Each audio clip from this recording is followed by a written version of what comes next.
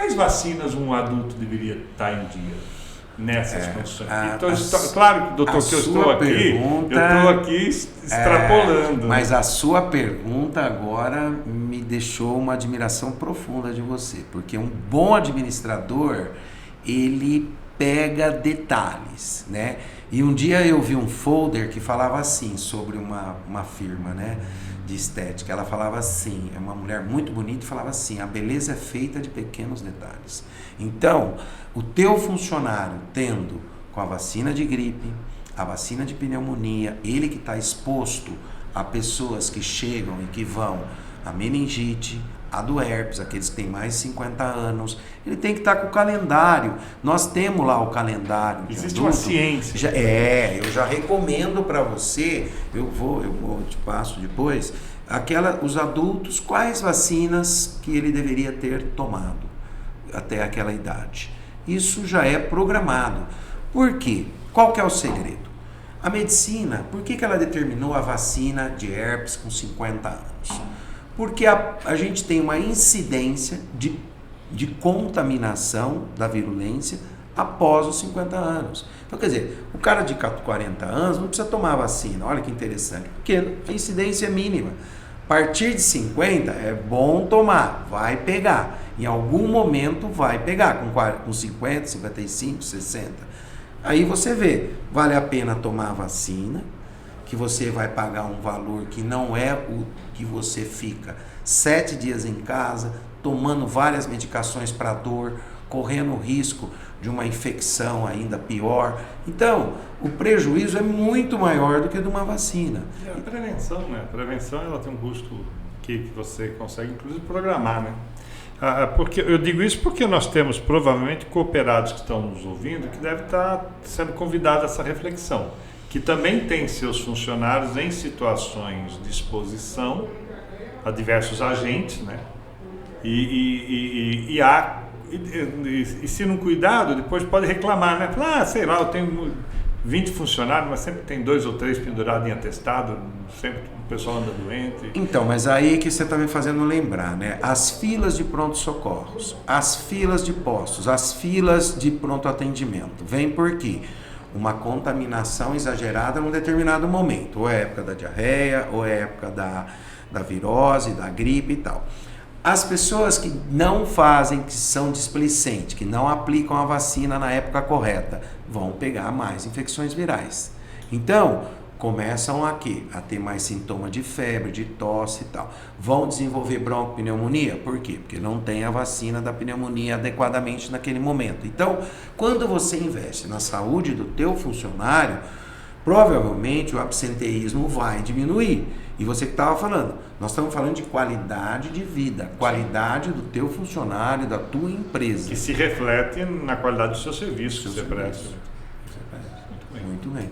A vacina, ela é importante, temos o calendário, lá pode ligar, eu entro em contato no site, tem o telefone, falo, olha, eu tenho tal idade, quais vacinas, a gente vê se tem a carteirinha, se não tem, nós elaboramos a carteirinha. Pessoas que vão viajar, isso é muito importante, você vai chegar no aeroporto, depende do país que você vai, os Estados Unidos, algum outro país, eles exigem algumas vacinas. E nós já sabemos, só liga, entra em contato, a gente já fala, tal vacina, eu já faço a carteirinha, deixo tudo em ordem. Dependendo do país, você já até sabe qual vacina que eles Só vacina, os Estados Unidos já tem esse conhecimento. Tem país que se não tiver vacina de febre amarela, não entra. Então, é super importante. Nós temos agora a vacina da dengue. Saiu de 4 anos deve vender bem a 60 anos. Deve vender bem de 4 a 60 anos. É uma vacina muito boa, foi elaborada, não dá aquelas reações anteriores que o pessoal tinha medo. Então, sabe o que eu acho interessante, Marco? Muito boa essa conversa, porque nós temos também que evoluir, né? Não podemos trazer uma sensação daquela vacina que eu tomei há 30 anos atrás, ou aquela vacina que eu já vi falar que fez mal. Hoje mudou, né? Mesmo a vacina de Covid, essa que é aplicada nas crianças, ela já é outra performance daquela que foi feita no início do Covid. Já evoluiu a quantidade e a qualidade do agente. Então, por isso que às vezes as pessoas, mas o senhor recomenda a vacina de Covid? Eu falei, recomendo. Por quê? Porque a criança está prevenida. Por exemplo, hoje nós temos no hospital, quando você interna uma criança, nós fazemos teste nela. Covid, influenza e outro tipo de vírus. Bom, o que nós temos tido hoje? Quase nada de Covid e temos tido vacinas de gripe. Ontem mesmo eu estava falando com uma mãe, que a filha dela está internada com broncopneumonia, e ela teve a gripe, e nós fizemos o teste e deu vacina de influenza. Eu falei para ela assim, mas a senhora não fez a vacina? Ela falou, pô, doutor, sabe o que aconteceu? Eu perdi a dose, aí eu fiz uma confusão, eu tomei a Covid e deixei de fazer a da gripe. Então, o que aconteceu? Pegou, está internada a criança com pneumonia, uma criança de 2 aninhos, lá vai passar uma semana no hospital, por um lapso, um detalhe que passou.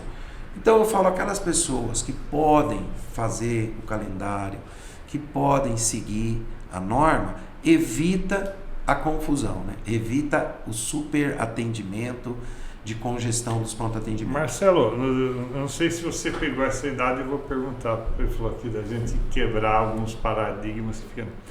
Na escola que você estudou, chegaram a dar a vacina de revólver? Com certeza. Doutor, com certeza. Não, você me lembra aqui. O que era aquela tecnologia, doutor? Era uma fila e o revólver, eu acho que não era nem. Eu não lembro de ter ser. Então, de ser, ela na eu não lembro de ser esterilizada. Ela aquilo. é subcutânea. Não, era um atrás do outro. Aquilo era que nem gado. Né? Conforme ia chegando na sua vez, o desespero ia. E aí formava uma marcazinha. Isso. E essa da varíola, né? Eu sei lá, eu sei que as pessoas tinham como uma marcazinha, né? Como se fosse uma indústria, ficava, né? né? Você ficava ali. Então, pra você ver, era uma agulha que fazia um vácuo, ele jogava, ele puxava a pele, a agulha entrava e soltava no subcutâneo, Tá. né? E ali ela ficava, injetava ali no subcutâneo. E é o que você falou, interessante, né? Era um atrás do outro, não trocava agulha, não fazia asepsia nenhuma. Evoluímos Se dizia que talvez tivesse uma quantidade de álcool ali que não deixasse contaminar a agulha. Talvez a explicação que eles fizessem. Mas eu estou dizendo, é o que eu estou falando, como nós sobrevivemos a tantas coisas, e hoje, por exemplo, aproveitando essa deixa, a vacina ela é personalizada. Você vai lá tomar a de herpes, por exemplo, ela vem num kit para você, na agulha, ela vem na caixinha, ela é tua. Então não tem contaminação, a dose já é perfeita, a aplicação é personalizada para você, pode ficar tranquilo. Hoje não vamos passar por essas pré-histórias. Eu estou tentando puxar um pouco do lado do humor, porque é o seguinte. As famílias tinham também, eu tenho lá guardado, você sabe o que eu vou falar, uma latinha amaldiçoada que ia para o fogo com uma seringa de vidro dentro e uma agulha grossa, padrão único, e que as próprias famílias davam injeções nos seus filhos, especialmente em chácara. Verdade. Verdade, Antônio? Verdade. Era a mesma seringa. Fervia, né? Fervia e tal. Era a mesma seringa, a mesma agulha que meu pai dava injeção nos cachorros e no gado. Meu Deus. Usava para todos. Estava tudo esterilizado. Né? O fogo matava tudo. Aí você vai tomar uma vacina hoje, a agulha, ela é tão fina, mas ela é tão fina, que eu não sei como passa o líquido ali dentro. E eu olho, eu tenho lá até guardado, quando eu olho a espessura da agulha que nos submetiam nos anos 70, em casa, é necessário, né, gente, de reconhecer que uma evolução, uma agulha para quem é diabético, gente, ela é um negócio muito fininho. Muito fininho. Que beleza, os materiais todos descartáveis, de uma tecnologia pequenininha, não agride mais nada.